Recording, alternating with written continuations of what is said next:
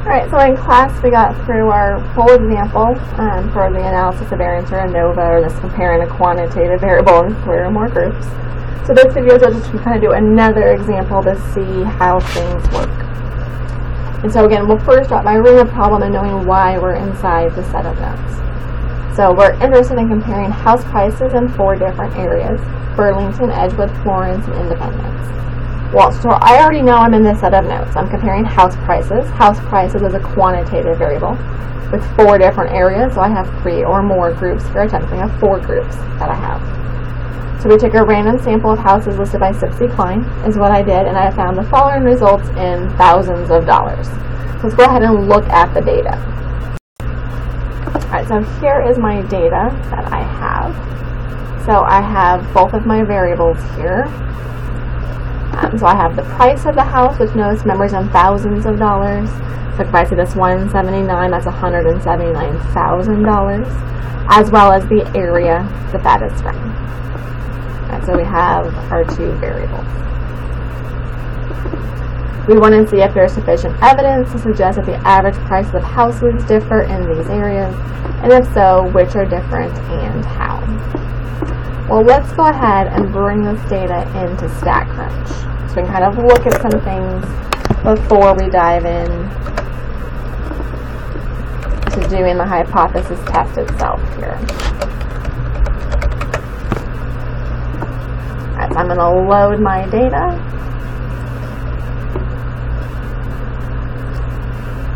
Mine I have on my flash drive.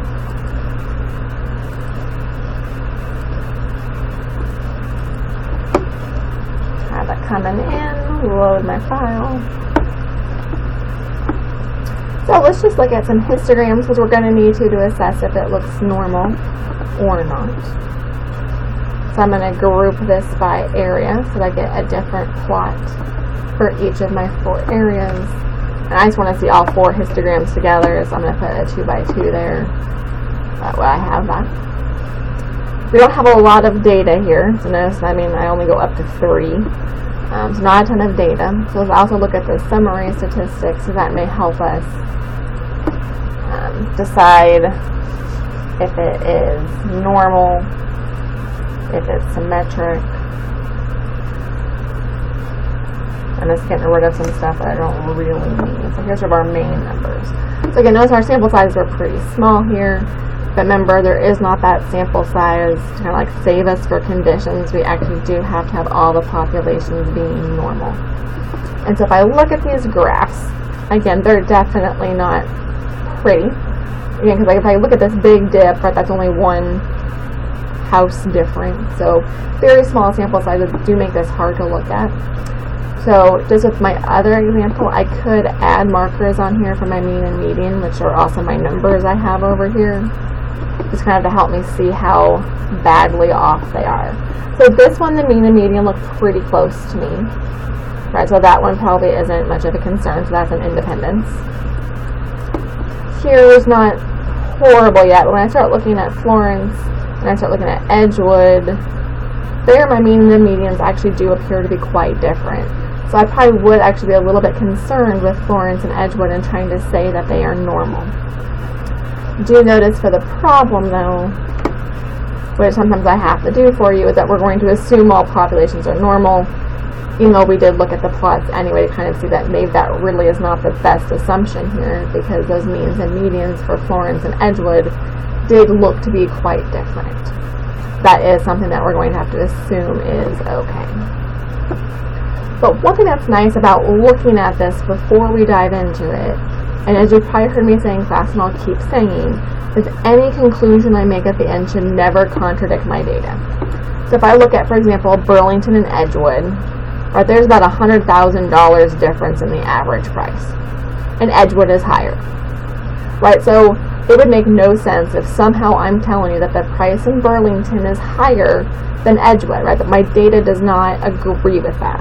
So that's what's nice about looking at our data. Any decision that we make, especially when we look at those confidence intervals, better agree with our data. Okay, so we'll come back to that when we actually do the confidence intervals as well. And so now we're going to start by just doing the hypothesis test to even see if any of the means are different first, Then we'll decide if they are different, how are they actually different. So our first step, once we know when we're inside this set of notes, is our hypotheses, and we know what they look like if we're doing ANOVA. My null hypothesis is that all the means are equal. So the mean house price in Burlington is the same as it is in Edgewood, is the same as it is in Florence, and is the same as it is in Independence. And that alternative that is not specific at all for us is that just at least one of those means is different. Not saying they're all different, that at least one of them is different. Alright, my second step is that decision rule. That has never changed. This time it gives me a significance level of 0.1.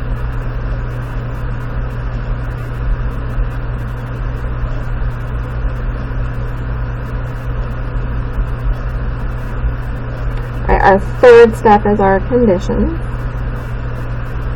Now we did already talk that inside this set of notes, we're not covering the dependent options, so they're going to have to be independent, but knowing that we may still be struggling on knowing when things are independent versus paired, it's still good for us to go ahead and talk through this here. So let's go ahead and first address the independent part. So why are these independent? So if I look, first of all, again, remember, independent until we know otherwise. So I said I took a random sample of houses listed by Sipsey-Klein and got the following results. Right, they didn't tell me that they found a 3-bedroom ranch in each area, a 4-bedroom 2-story in each area.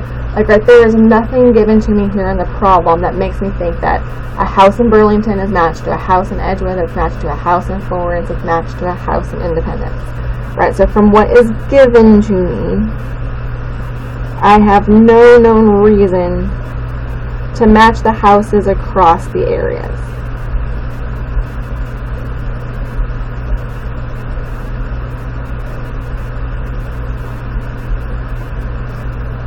That covers the independent part.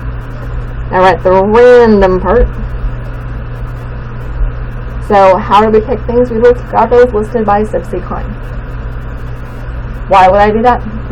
It's pretty convenient, right? I mean, someone just telling me the price of their house is probably not going to give me the most honest answer, and even though Sipsey-Klein might not be perfect, it's probably still a decent way of getting it. So I would definitely call this more of a convenient sample, sort of going back to old notes here. But there's nothing obviously bad, like I don't know anything different about Sipsey-Klein compared to other areas when it would come to listing house prices.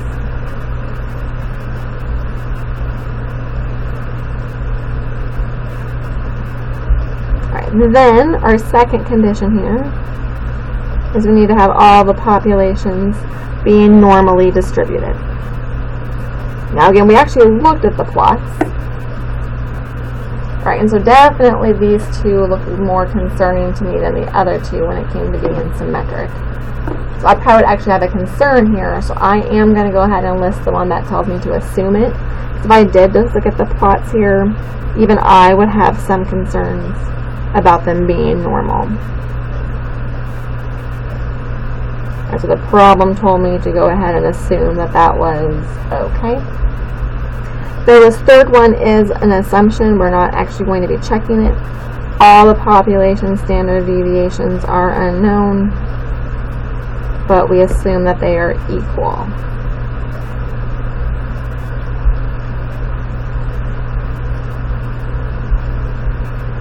So one thing that can help us maybe feel something about that is looking at the sample standard deviations.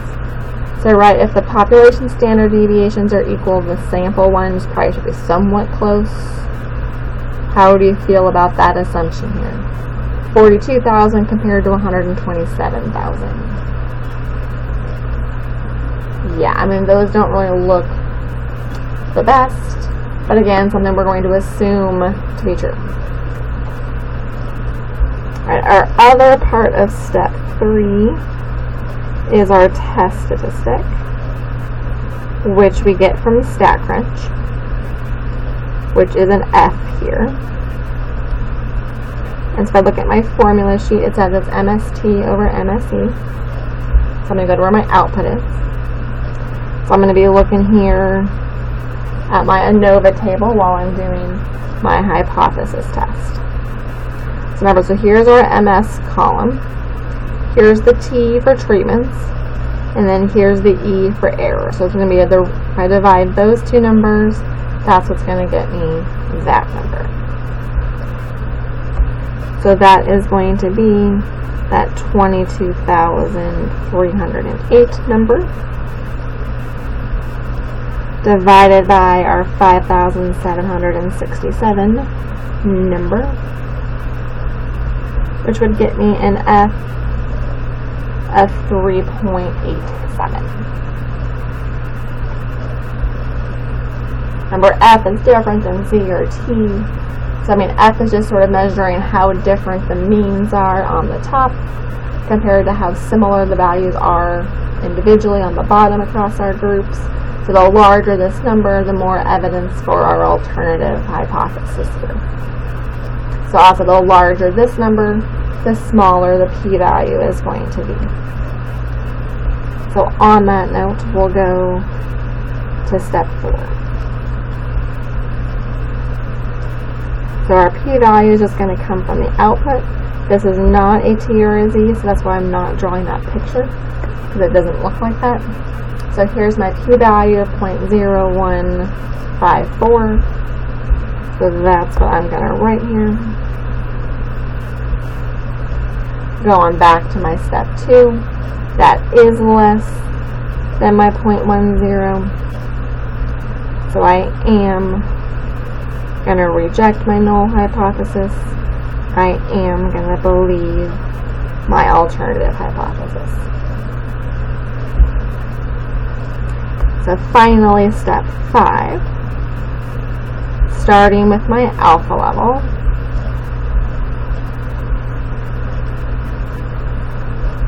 We rejected, so I'm going to say that there is statistically significant evidence.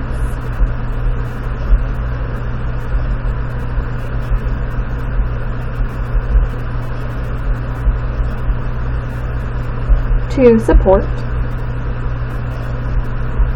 And then our last thing is that alternative hypothesis, but in words. So there is evidence to support that the mean house price in at least one of these 4 areas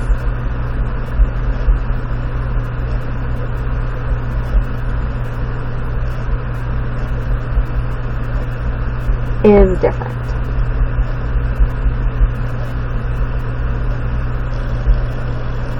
So there's the hypothesis test. Well, let's go back and look at the question. Is there evidence to suggest that the average price of the houses differ in these areas? Yes, that's what we just showed. Then it says, if so, which are different and how? So this part is really telling me if you should, go look at those confidence intervals. Alright, so again, first, how do I know if I should? So because we rejected the null hypothesis and believed the alternative,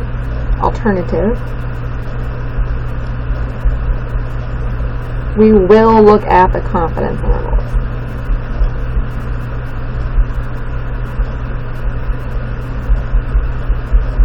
Alright, so we need to go look at our confidence intervals. We need to go look at that output here. Alright, so let's go look at that output pretty carefully here. So remember what we're looking for in these confidence intervals. So now we're looking below here. Is we're looking for an interval that does not contain 0. Remember, whenever I look at these, it's subtracting 2 numbers. So if I subtract 2 numbers and 0 is an option, there's no difference between those 2 groups, or at least no significant difference. So I'm really only looking for those that do not include 0.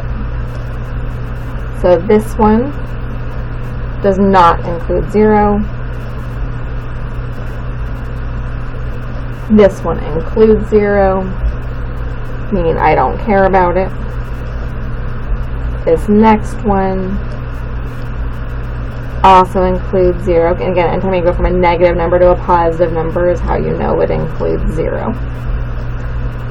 Now I go over here to my next intervals. So this one comparing Florence and Edgewood over here also includes 0. So I don't need that one. This one does not include 0 because it's all negative, so I like that one. And then finally this one down here at the bottom also includes 0. Now, even though we're not going to write about those, I'm going to kind of write out each one so that I can sort of say what we're doing, and also make sure we have our order of subtraction right. Alright, so I'm going to kind of start going down this one. Alright, so when it says Burlington is subtracted from, that means that this first one is doing Edgewood minus Burlington. This is an all positive interval, which then tells me that the first thing listed is higher than the second thing listed. And again, remember I said what we say should never contradict our data. So I'm going to be saying that the mean house price in Edgewood is higher than in Burlington. Our mean house price from our sample was also higher than what it was in Burlington. So this feels like a good, reasonable thing to say. Now when we did Florence minus Burlington, which is actually the first one I crossed out here, write that includes 0. So usually refer to that as no significant difference, or my NSD, so no significant difference there. And this one here is Independence minus Burlington. It also includes 0, so there's no significant difference there. So over here, this is Edgewood subtracted from Florence. So that's Florence minus Edgewood. That one also included 0. So no significant difference. This one is Independence minus Edgewood. This one is actually all negative.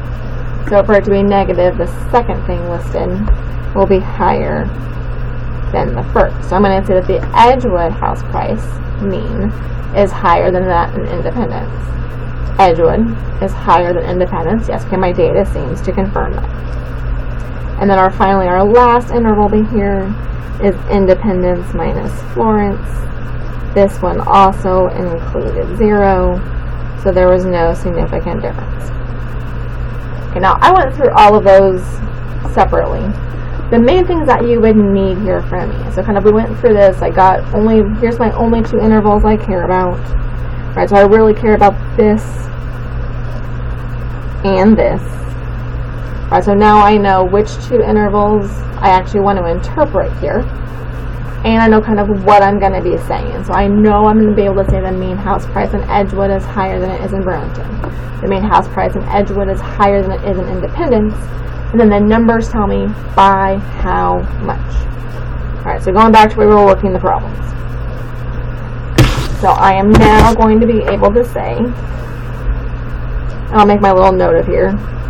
So only 2 of the 6 intervals didn't contain 0. So those are going to be the only ones I care about.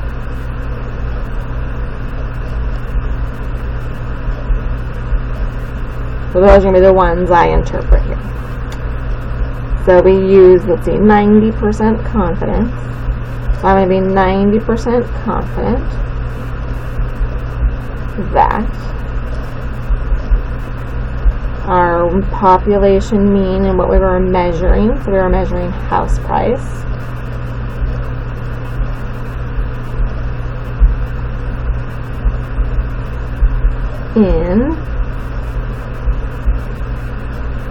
being able to say that in Edgewood is between, now let's look at my numbers, $25,000, remember this is in thousands of dollars, so basically $175,000 higher. So it's going to be between $25,736 and $175,406 higher than in Burlington.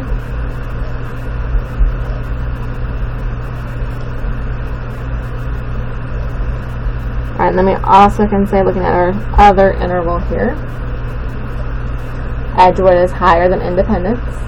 And then remember, so the negative part told me that Edgewood was higher than Independence.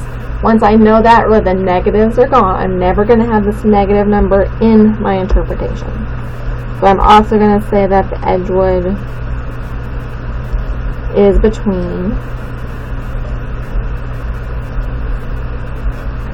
$10,786 and $155,252 higher than in Independence.